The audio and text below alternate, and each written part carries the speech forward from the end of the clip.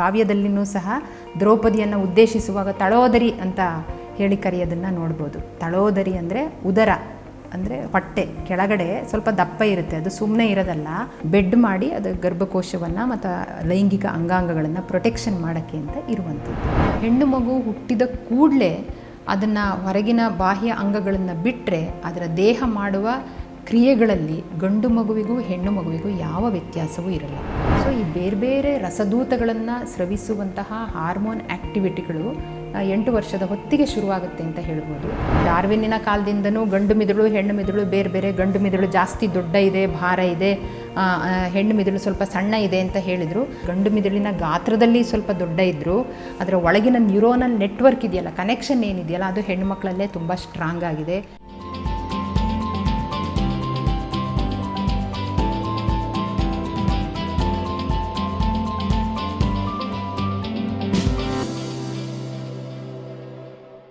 Hello, ನಾನು doctor ಎಚ್.ಎಸ್. ಅನುಪಮ.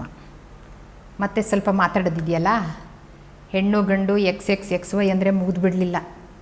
ಈ ದೇಹದ ರಚನೆ ಹೆಂಗಾಗಿದೆ ಅದನ್ನೆಲ್ಲ ತಿಳ್ಕೊಳ್ಬೇಕಲ್ಲ. ಮೊದಲು ರಚನೆ ಹೆಂಗಾಗಿದೆ, ಅದರದ್ದು ಅನನ್ಯತೆ ಏನು, ವಿಶೇಷತೆ ಏನು ಅಂತ ತಿಳ್ಕೊಂಡ್ರೆ ಆವಾಗ ಆ ದೇಹದ ದೃಷ್ಟಿಯಿಂದ ಉಳಿದ ವಿಚಾರಗಳು ಅರ್ಥ ಆಗ್ತವೆ. ಸೊ ಈ ದೇಹದ ರಚನೆ ಏನೇನಾಗಿದೆ, ಯಾವ ವಿಶೇಷ ಅಂಗಗಳು ಹೆಣ್ಣು ಅಂತ ಕರೆಸ್ಕೊಳ್ಳುತ್ತಲ್ಲ ಆ ಜೀವಿಯಲ್ಲಿದೆ, ಇದನ್ನು ನಾವು ಸ್ವಲ್ಪ ನೋಡ್ಬೋದು ಅಂತ ಅನಿಸುತ್ತೆ ನನಗೆ. 3 ಇಂಚ್ ಉದ್ದ, 2 ಇಂಚ್ ಅಗಲ, 1 ಇಂಚ್ ದಪ್ಪ, ಇಷ್ಟು ಪುಟ್ಟ ಚೀಲ ಹೊಟ್ಟೆಯೊಳಗೆ ಇಟ್ಕೊಂಡಿರುವಂತಹ ಜೀವಿ ಹೆಣ್ಣು. ಮತ್ತು ಆ ಚೀಲದ ಆಚೆ ಈಚೆ 2 ನಾಳ ಇದೆ, ಅದಕ್ಕೆ ಡಿಂಬನಾಳ, ಫ್ಯಾಲೋಪಿಯನ್ ಟ್ಯೂಬ್ಸ್ ಅಂತ ಕರೀತಾರೆ. ಆ ಡಿಂಬನಾಳ ತುದಿಯಲ್ಲಿ ಒಂಥರ ಬಿಚ್ಚಿದ ಹಸ್ತದ ಥರ ಫಿಂಬ್ರಿಯಾ ಆ ರೀತಿಯಾಗಿ ಇದೆ. ಮತ್ತು ಆ 2 ಡಿಂಬನಾಳ ಏನಿದೆಯೋ ಅದರ ಕೆಳಗಡೆ ನೋಡೋಕ್ಕೆ ಒಂಥರ ಹಲಸಿನ ಹಣ್ಣಿನ ಬೀಜದ ಥರ ಕಾಣುವಂತಹ ಅಥವಾ ರೇಷ್ಮೆಯ ಕಕ್ಕೂನ್ ಇರುತ್ತಲ್ಲ ಆ ಥರ ಕಾಣುವಂತಹ 2 ಅಂಡಾಶಯ ಅಂಡಕೋಶಗಳು 2 ಭಾಗದಲ್ಲಿದ್ದಾವೆ. ಅಂದರೆ ಹೆಣ್ಣಿನ ಹೊಟ್ಟೆಯ ಕೆಳಭಾಗದಲ್ಲಿ 3 ಇಂಚ್ ಉದ್ದ, 2 ಇಂಚ್ ಅಗಲ, 1 ಇಂಚು ದಪ್ಪದ ಒಂದು ಗರ್ಭಕೋಶ, ಗರ್ಭಕೋಶದ ಬಾಯಿ ಮತ್ತು ಗರ್ಭಕೋಶದ 2 ಕಡೆ ಫ್ಯಾಲೋಪಿಯನ್ ಟ್ಯೂಬ್ಸ್ ಡಿಂಬನಾಳ, ಆ ಡಿಂಬನಾಳದ ತುದಿ ಹರಡಿಕೊಂಡಿರುವಂತಹ ಒಂದು ಫಿಂಬ್ರಿಯಾ, ಆ 2 ಫಿಂಬ್ರಿಯಾಕ್ಕೆ ತುದಿಗೆ ಬರೋ ಹಾಗೆ 2 ಅಂಡಾಶಯಗಳು ಅಂಡಕೋಶ, ಇದಿಷ್ಟು ಹೆಣ್ಣಿನ ಕೆಳ ಹೊಟ್ಟೆಯ ಭಾಗದಲ್ಲಿದೆ. ಮತ್ತು ಇದನ್ನು ಸ್ವಲ್ಪ ಪ್ರೊಟೆಕ್ಟ್ ಮಾಡಬೇಕು ಅಂತ ಹೇಳಿ ಹೆಣ್ಮಕ್ಳಿಗೆ ಹೊಟ್ಟೆಯ ಕೆಳಭಾಗದಲ್ಲಿ ಸ್ವಲ್ಪ ಜಾಸ್ತಿ ಫ್ಯಾಟ್ ಇರುತ್ತೆ. ಅದಕ್ಕೆ ಹೆಣ್ಮಕ್ಳನ್ನ ತಳೋದರಿ ಅಂತ, ಈವನ್ ದ್ರೌಪದಿಯನ್ನು ನಾವು ಕಾವ್ಯದಲ್ಲಿನೂ ಸಹ ದ್ರೌಪದಿಯನ್ನು ಉದ್ದೇಶಿಸುವಾಗ ತಳೋದರಿ ಅಂತ ಹೇಳಿ ಕರೆಯೋದನ್ನು ನೋಡ್ಬೋದು. ತಳೋದರಿ ಅಂದರೆ ಉದರ ಅಂದರೆ ಹೊಟ್ಟೆ ಕೆಳಗಡೆ ಸ್ವಲ್ಪ ದಪ್ಪ ಇರುತ್ತೆ, ಅದು ಸುಮ್ಮನೆ ಇರೋದಲ್ಲ.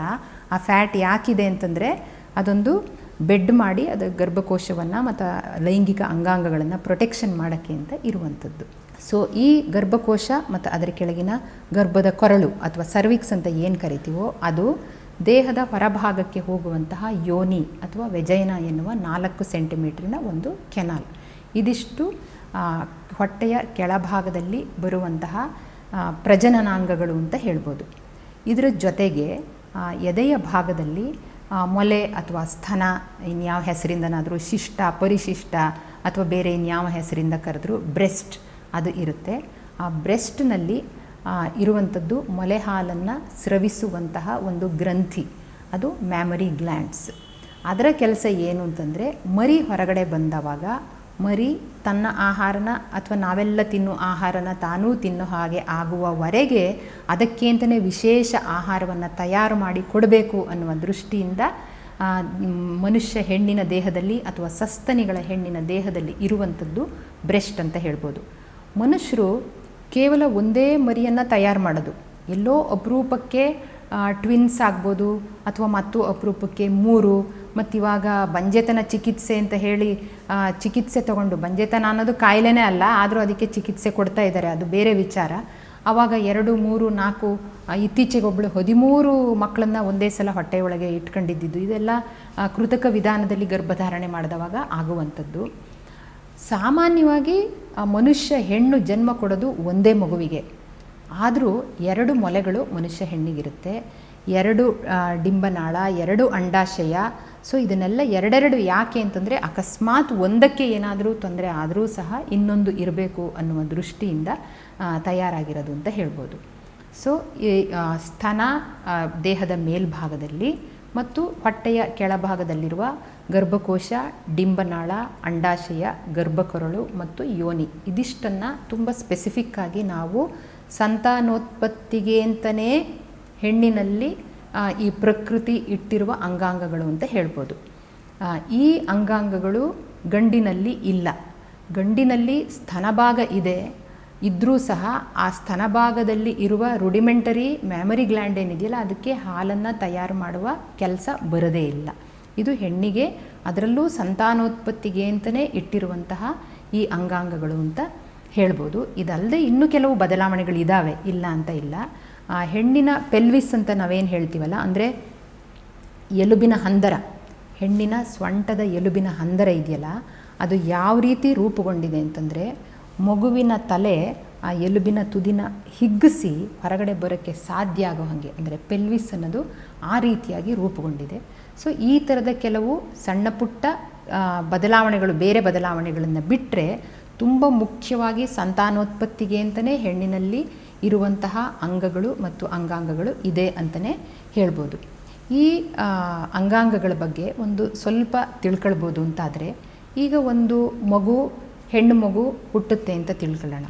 ಹೆಣ್ಣು ಮಗು ಹುಟ್ಟಿದ ಕೂಡಲೇ ಅದನ್ನು ಹೊರಗಿನ ಬಾಹ್ಯ ಅಂಗಗಳನ್ನು ಬಿಟ್ಟರೆ ಅದರ ದೇಹ ಮಾಡುವ ಕ್ರಿಯೆಗಳಲ್ಲಿ ಗಂಡು ಮಗುವಿಗೂ ಹೆಣ್ಣು ಮಗುವಿಗೂ ಯಾವ ವ್ಯತ್ಯಾಸವೂ ಇರಲ್ಲ.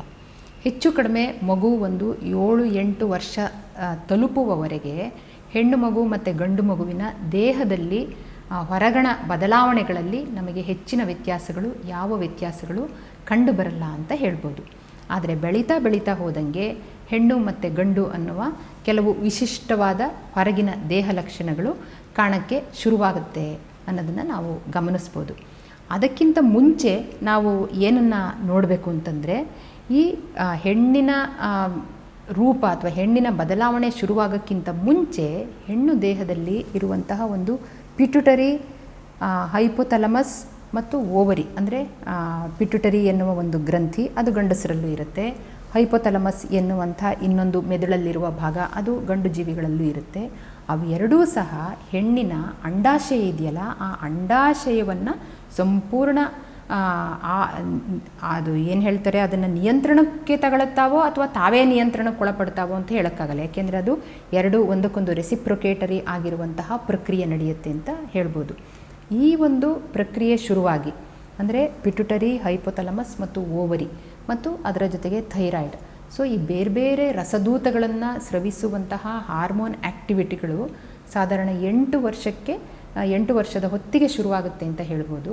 ಅದಕ್ಕಿಂತ ಮುಂಚೆ ಗಂಡಿಗಾಗಲಿ ಹೆಣ್ಣಿಗಾಗಲಿ, ಗಂಡು ಮಗುವಿಗಾಗಲಿ ಹೆಣ್ಣು ಮಗುವಿಗಾಗಲಿ ಹೊರಗಿನಿಂದ ಯಾವ ವ್ಯತ್ಯಾಸವೂ ಇರಲ್ಲ.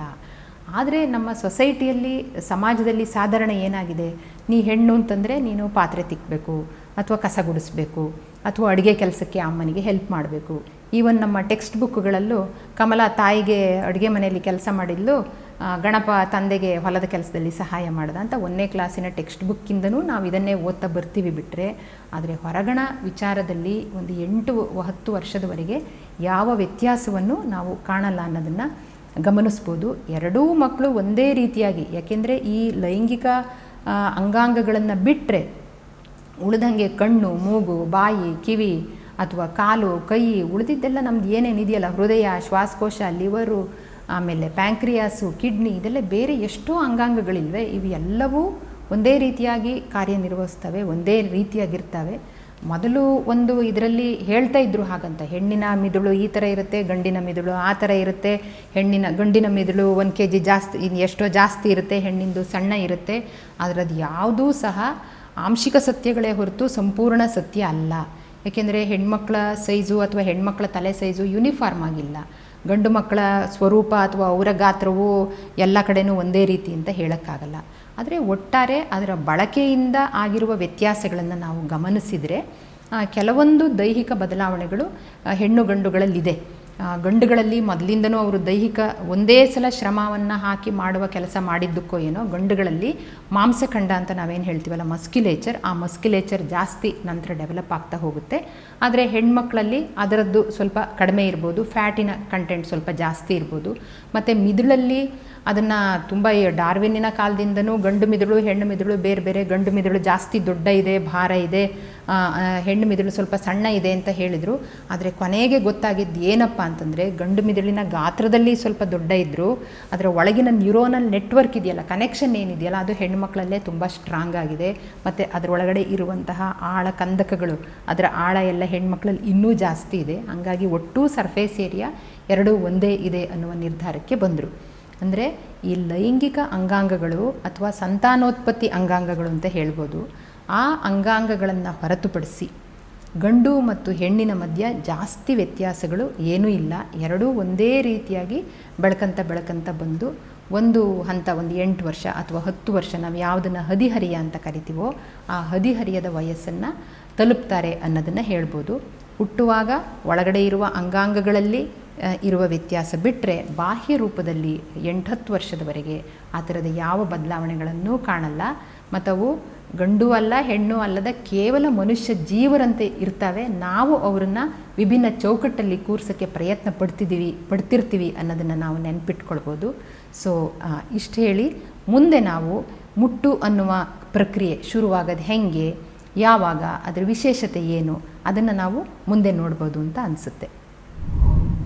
ಮತ್ತಷ್ಟು ವಿಶೇಷ ವಿಡಿಯೋಗಳನ್ನು ನೋಡಲು ಮತ್ತು ಹೊಸ ವಿಡಿಯೋಗಳ ಬಗ್ಗೆ ತಿಳಿಯಲು ಈ ದಿನ .com ಯೂಟ್ಯೂಬ್ ಚಾನೆಲ್ ಸಬ್ಸ್ಕ್ರೈಬ್ ಮಾಡಿ ಮತ್ತು ಬೆಲ್ ಐಕಾನ್ ಕ್ಲಿಕ್ ಮಾಡಿ.